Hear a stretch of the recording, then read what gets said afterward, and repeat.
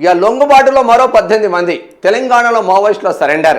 గత 2-3 నెలలుగా మావోయిస్టుల వరుస లొంగుబాట్లు జరుగుతున్న వేళ తెలంగాణలో మరో 18 మంది మావోయిస్టులు జనజీవన సమితిలో కలవబోతున్నారని విశ్వసనీయ వర్గాల నుంచి సమాచారం అందింది. దక్షిణ బస్తర్ హిడ్మా బెటాలియన్కు చెందిన ఈ 18 మందిలో కంపెనీ కమాండర్ కేశాన్ సహా పలువురు కింది స్థాయి కమాండర్లు సభ్యులు ఉన్నట్లు తెలిసింది. వీరిలో తెలంగాణకు చెందిన వారు ఎవరైనా ఉన్నారా లేక అందరూ ఛత్తీస్గఢ్కు చెందిన వాళ్ళేనా అనే విషయంలో స్పష్టత దొరకలేదు.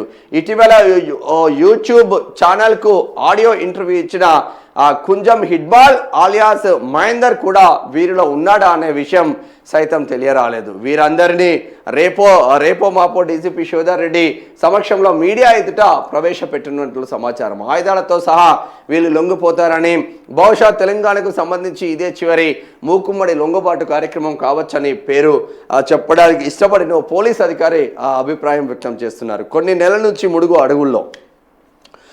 అడవుల్లో ఉన్నారంట. ఈ 18 మంది మావోయిస్టులు గత 3-4 నెలల నుంచి కర్రెగుట్టలకు ఇటువైపునకు వచ్చి ములుగు అడవుల్లోనే తలదాచుకున్నట్లు సమాచారం. గత నెలలో సీఎం రేవంత్ రెడ్డి సమక్షంలో లొంగిపోయిన 138 మంది మావోయిస్టులో హిడ్మా బెటాలియన్కి చెందిన వారే అధికంగా ఉన్న విషయం అయితే ఉన్నది. మరి నిజంగానే ఒకవైపు కేంద్ర హోంశాఖ మంత్రి అమిత్ షా మార్చి 31, 2026 ముగిసిపోయింది, ఇక ఎవరితో చర్చలు ఉండవు, కనిపిస్తే ఎన్కౌంటర్లే అని ఇక్కడ home minister Amit Shah Chhattisgarh deputy CM Vijay Sharma కూడా చేస్తున్న వ్యాఖ్యలు.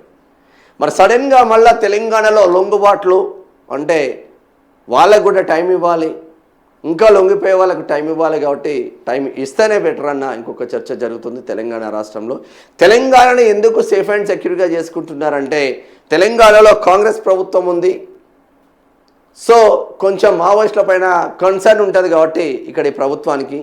నువ్వు అదే మహారాష్ట్రకు పోతే భారతీయ జనతా పార్టీ ఉన్నది, ఒరిస్సాకు పోతే భారతీయ జనతా పార్టీ ఉన్నది, ఛత్తీస్గఢ్కి పోతే భారతీయ జనతా పార్టీ ఉన్నది, ఇక్కడ ఆంధ్రప్రదేశ్కి పోయినా కూడా ఎన్డీఏ కూటమినే ఉన్నది, కాబట్టి పిట్టలా కాల్చి పడేస్తున్నారు.